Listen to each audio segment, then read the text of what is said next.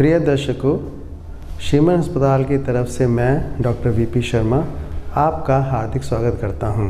हम श्रीमन अस्पताल की तरफ से एक नया प्रयास शुरू कर रहे हैं जिसमें हमारे माहिर डॉक्टर आपको इन बीमारियों के बारे में जानकारी देंगे तथा यह भी बताएंगे कि आप समय पर रहते हुए इन बीमारियों को कैसे पहचान सकते हैं और समय पर रहते ही इसका इलाज करा के एक लंबा निरोगी जीवन व्यतीत कर सकते हैं।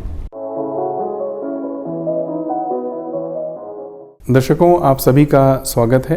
श्रीमन अस्पताल की एक जो इनिशिएटिव है, एक जो प्रयास है, पेशेंट्स को न सिर्फ बढ़िया से बढ़िया इलाज देना बल्कि पेशेंट्स को किस तरीके से सजग किया जाए, किस तरीके से उनके अंदर अवेयरनेस क्रिएट करी जाए कि वो बीमार ना हो, और यदि बीमार हो गए हैं तो एक सलाह देना कि उनके लिए बेहतर तरीके क्या हैं। और दर्शकों, इसमें एक सराहनीय प्रयास जिसको हम मानते हैं श्रीमन अस्पताल का ये है कि ये प्रयास उनका सिर्फ अपने पेशेंट्स तक सीमित नहीं है। जो यहाँ के डायरेक्टर्स हैं, जो यहाँ के प्रतिष्ठित डॉक्टर्स हैं, उन्होंने एक जिम्मेदारी ली कि कोई भी बीमार व्यक्ति यहाँ के स्पेशलिस्ट डॉक्टर्स के साथ एक तो इंटरनेट के माध्यम से, मेल के माध्यम से, जो इनके टोल फ्री नंबर हैं उनके माध्यम से इनसे सलाह मशवरा कर सकता है। पहला तो एक बहुत सराहनीय प्रयास, और दूसरा ये अपने माहिर विशेषज्ञों को, डॉक्टर्स को जो कि अलग अलग फील्ड से हैं, उनको आपके साथ लेकर के आते हैं कि आपको अलग अलग बीमारियों की जानकारी, उनसे बचाव, और यदि वो हो गई है तो उसका इलाज बेहतर तरीके से कैसे करा जाए। दर्शकों, आज इसी कड़ी में हम आपकी मुलाकात करवाने जा रहे हैं डॉक्टर अजय मरवाहा जी से। डॉक्टर अजय, आपका बहुत बहुत स्वागत है। आपने समय निकाला, इसके लिए हम आभारी हैं आपके। डॉक्टर साहब, सबसे पहले तो हम अपने दर्शकों के लिए ये जानना चाहेंगे, आज हम आपके साथ बातचीत करने जा रहे हैं किडनी ट्रांसप्लांट के बारे में।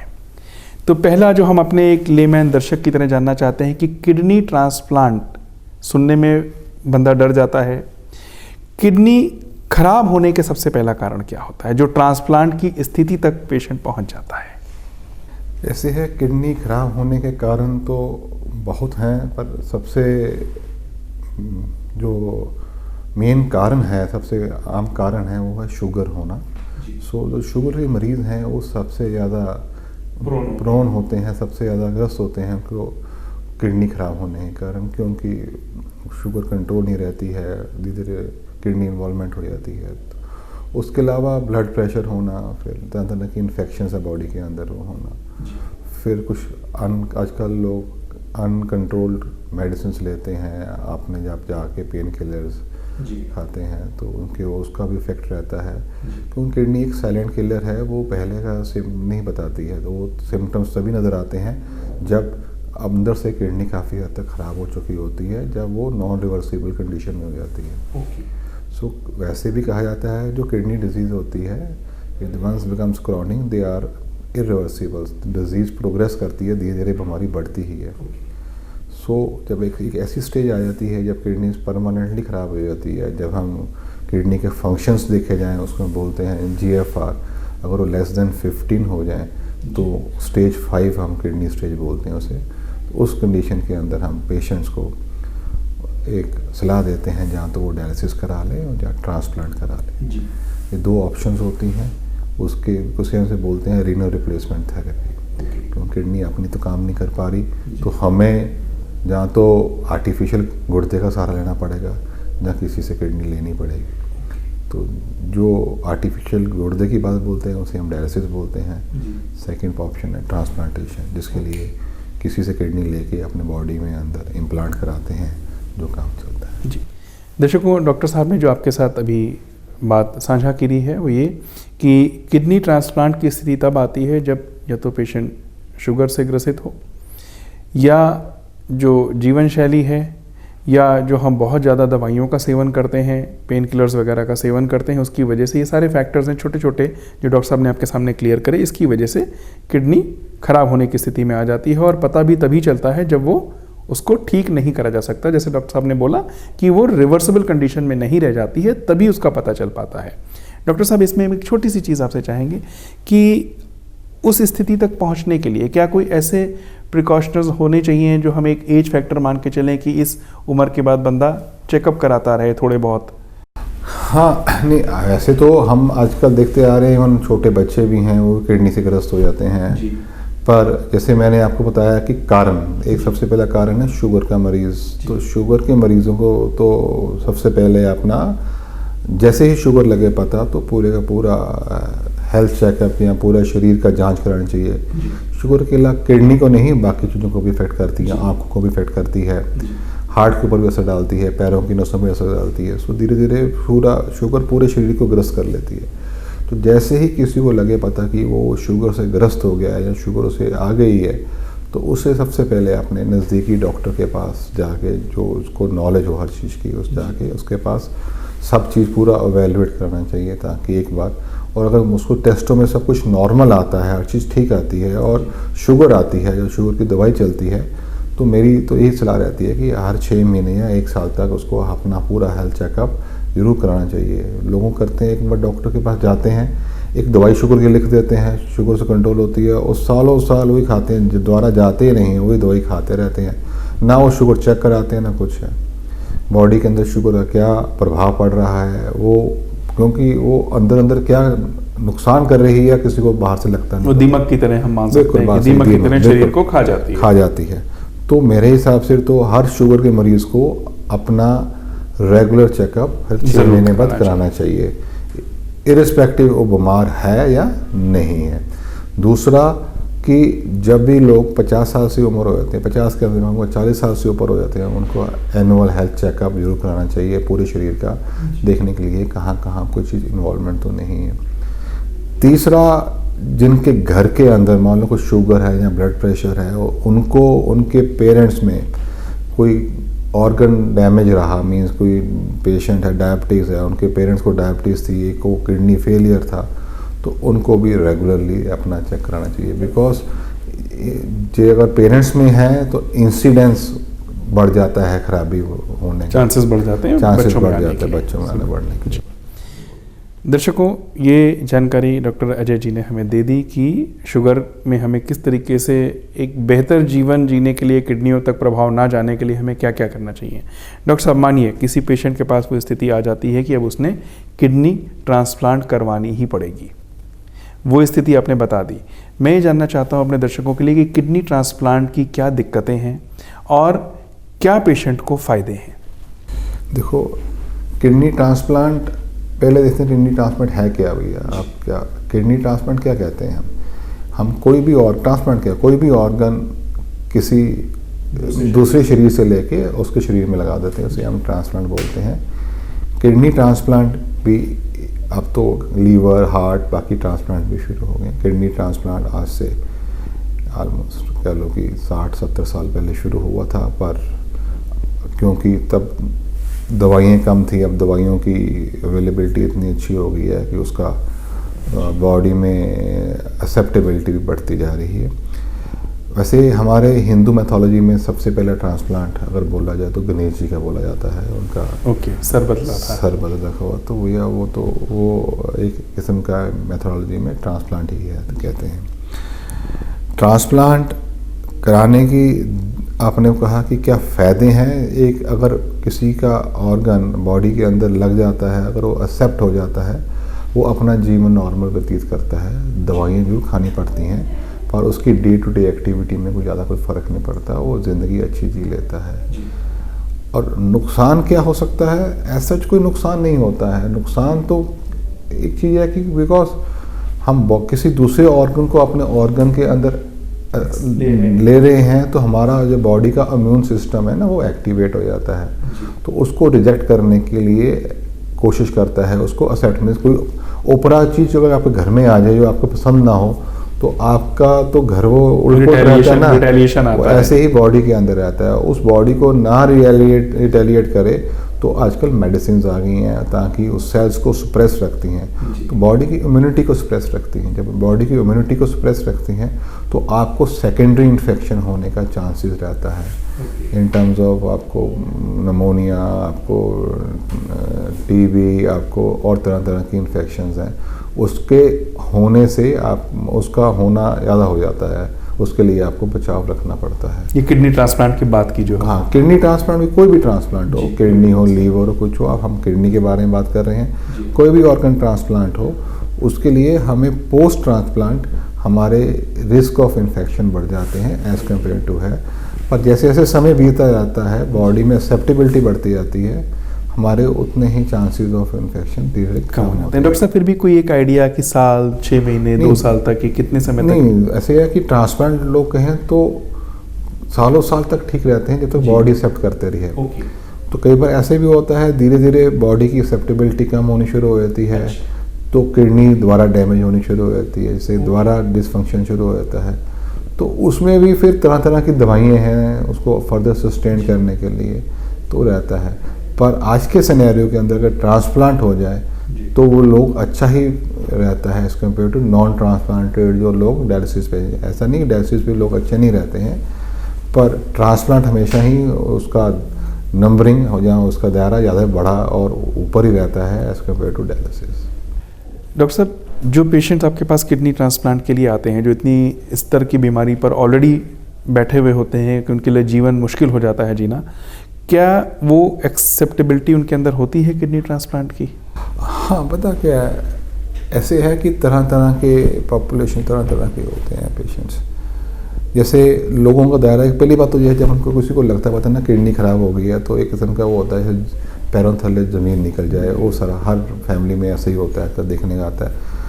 और सेकेंडली फिर वो सोचते हैं कि क्या, वो सबको पता होता है कि ट्रांसप्लांट एक सबसे अच्छा और बढ़िया साधन है और डायलिसिस भी है।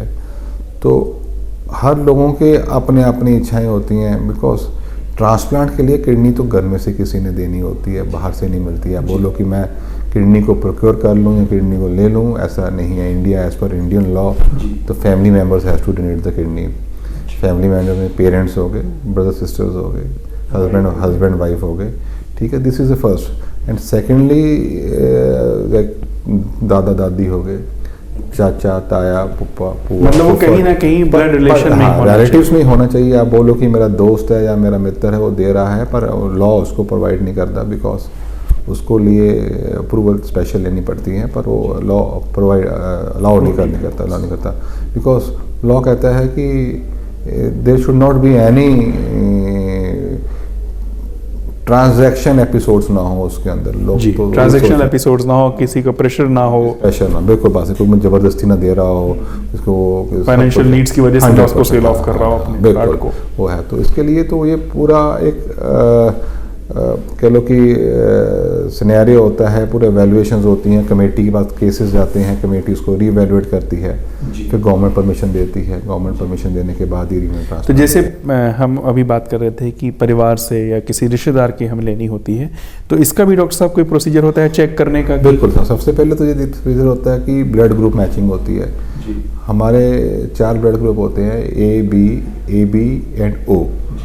तो इसमें जो O वाला होता है वो तो सबको दे सकता है, AB वाला होता है वो सबसे ले सकता है, A और B वाला A वाले को A वाला या O वाला दे सकता है, B वाले को B वाला या O वाला दे सकता है।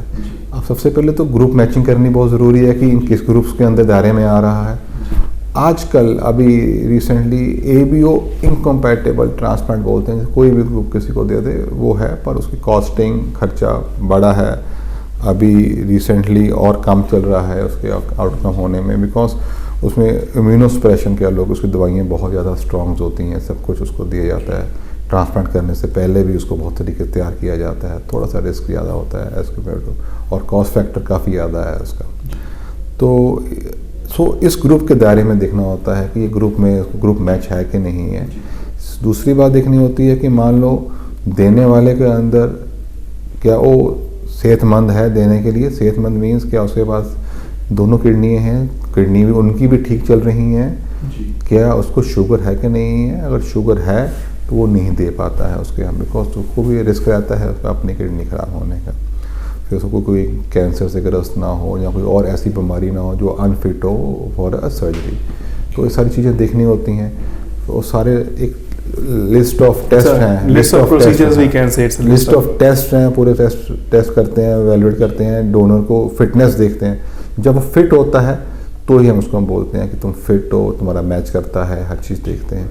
मैच करने के बाद फिर वो देखते हैं, तो फिर हम उसको आगे फर्दर प्रोसीड करते हैं। हम दर्शकों से ये कह सकते हैं कि किडनी ट्रांसप्लांट के लिए, कि जैसे डॉक्टर साहब ने भी हाईलाइट करा कि सिर्फ रिश्तेदारों से, परिवार के सदस्यों से आप किडनी ले सकते हैं। कोई भी ऐसा प्रयास नहीं करना चाहिए जहां पर आपके लिए भी एक समस्या खड़ी हो जाए और डॉक्टर्स के लिए भी, जो आपके लिए सारा कुछ चीज़ों को मुहैया कराते हैं, आपके लिए बेहतरी का सोचते हैं, उनको भी कोई दिक्कत ना आए। तो पहला प्रयास यही होना चाहिए कि हम किडनी जो भी लें वो परिवार से, रिश्तेदारों के बीच में से ली जाए। डॉक्टर साहब, इसके बाद जो हम अपने दर्शकों के लिए एक प्रश्न चाहेंगे वो ये है कि इस ट्रांसप्लांटेशन के बाद, किडनी ट्रांसप्लांट के बाद एक पेशेंट को क्या क्या सावधानियां रखनी चाहिए? हाँ, किडनी ट्रांसप्लांट के बाद नॉर्मली तो हॉस्पिटल के अंदर स्टे तो उनका जब ठीक होता है हफ्ता या 10 दिन, मैक्सिमम 10 दिन होते हैं, 7 दिन से लेके, और ग्राफ्ट फंक्शनिंग रहता है, किडनीज ठीक रहती हैं तो डिस्चार्ज कर दिया जाता है। उसके बाद उसको रेगुलर मेडिसिन प्रिस्क्राइब होती हैं। पहले तो जो मेडिसिन दी जाती हैं, लिखाई जाती हैं, उसको रेगुलर खानी पड़ती हैं। वो उसके अंदर अगर कॉम्प्लायंस नहीं होगा तो अगर दवाई छोड़ देगा तो जो किडनी डाली है वो रिजेक्ट कर जाएगी।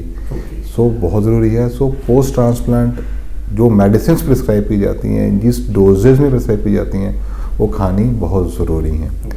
दूसरा, हमें इन्फेक्शन से बचना है। इन्फेक्शन से कैसे बचा जा सकता है? हमें पूरे पहले 3 महीने तक तो बहुत सावधानी बरतनी होती है। हमें बहुत इकट्ठ में नहीं जाना पड़ता, रश में नहीं जाना पड़ता। कोई बीमार है, खांसी है, ख़राब है, जुकाम है, नज़ला है किसी के पास, उसके पास ना जाना जाए। तो अपने आप को इस चीज़ से बचाना चाहिए। खान पीन का ध्यान रखना चाहिए चक्कर के अंदर। तीसरी बात यह है कि उसको ही है, मतलब वो अपना नॉर्मल वर्क कर सकता है, पर अगेन प्रोवाइडेड कि मान लो कोई बंदा है, वो वर्कर ऐसा है कि उसको पूरा झुंड में जाके काम करता है, जहाँ he has to work in crowded areas and everything, उसको थोड़ा ज़्यादा अवॉइड करना पड़ता है क्योंकि चांसेस ऑफ इन्फेक्शन थोड़े से ज़्यादा होते हैं इनिशियल फ्यू मंथ्स। उसके बाद जैसे ही टाइम बीता जाता है तो चांसेस ऑफ इन्फेक्शन कम रहते हैं। और खाने पीने का ध्यान रखना पड़ता है। बाकी day to day routine activity अपनी नॉर्मल कर सकता है, रह सकता है अपना आराम से। तो वो अगर सब कुछ ठीक रहता है तो अपने आप को अच्छा ही महसूस करता है। दर्शकों, डॉक्टर साहब ने बहुत ब्रीफ में, बहुत सीधे सरल तरीके से बता दिया कि जिसका किडनी ट्रांसप्लांट हो जाता है उसको बहुत ज़्यादा ऐसी जगहों पे नहीं जाना चाहिए जहाँ पर उसके लिए इन्फेक्शंस के चांसेस बढ़ जाएं। ऐसी जगहों पे ना जाए जहाँ पर ऑलरेडी लोग बहुत ज़्यादा बीमार हैं। भीड़ भड़क्के वाले एरिया में ना जाइए। ऐसी चीज़ों से बचिए जहाँ पर आपकी बीमारी दोबारा से एग्रेवेट हो जाए, आपके अंदर इन्फेक्शंस आ जाएं। ऐसी जगहों को बचा के किडनी ट्रांसप्लांट के बाद आपने चलना होता है।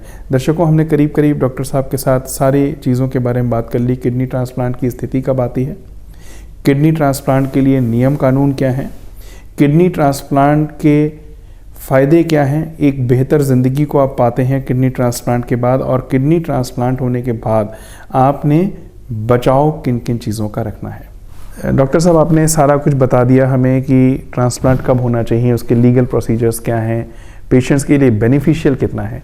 हम ये जानना चाहते हैं कि श्रीमन हॉस्पिटल में जो ये प्रयास आप लोग कर रहे हैं, एक तो एक प्रयास है जिसमें लोगों को फ्री में जानकारी मिले।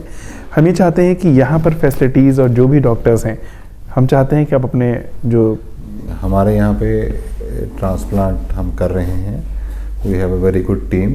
हमारे पास ऑलमोस्ट सब डिपार्टमेंट्स के साथ हैं। सबसे बढ़िया बात है कि इस रीजन के अंदर HLA लैब्स है जो हमारे ट्रांसप्लांट में बहुत ज़्यादा काम आती है, उसको पेशेंट्स को टिश्यू मैच कराने के लिए, वो भी हमारे साथ वर्किंग है।